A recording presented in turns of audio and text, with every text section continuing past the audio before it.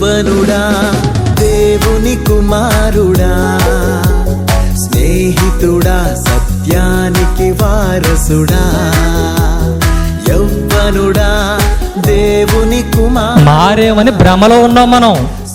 మనం మారవలసి ఉన్నాం. మనది ఈ జీవితం కాదు. ఈ జీవితం కోసం మనం బ్రతకడానికి మనం క్రీస్తు దగ్గరికి రాలేదు. ఈ లోకం మన లోకం కాదు. మనకి ఒక మహాలోకం ఉంది. ఆ లోకం రావాలి అని అంటే నువ్వేం చేయాలి? దేవుని కోసం బ్రతికి నువ్వు విత్తబడాలి. అప్పుడు క్రీస్తు వచ్చినప్పుడు నువ్వేమవుతావు? లేపబడతావు, ఫలిస్తావు. నువ్వు ఆత్మయే జీవింప చేయుచున్నది కానీ శరీరము కేవలం నిష్ప్రయోజనం. కానీ ఆ శరీరం కోసమే మనం బ్రతుకుతున్నాం. ఏం తినాలి, ఏం త్రాగాలి, ఏం ధరించుకోవాలి, ఏంటి? క్రీస్తు అంటున్నాడు, నేను ఎలా ఉన్నాను చూసారా, నన్ను పోలి మీరేం చేయండి, నడుచుకోండి. క్రీస్తే నీకు కనిపించాలి. క్రీస్తే నీకు మాదిరి, మనుషులు ఎవ్వరూ కాదు. క్రీస్తు నువ్వు మాదిరిగా పెట్టుకో. పౌలు గారు అదే అంటున్నారు. ఏమంటున్నారు?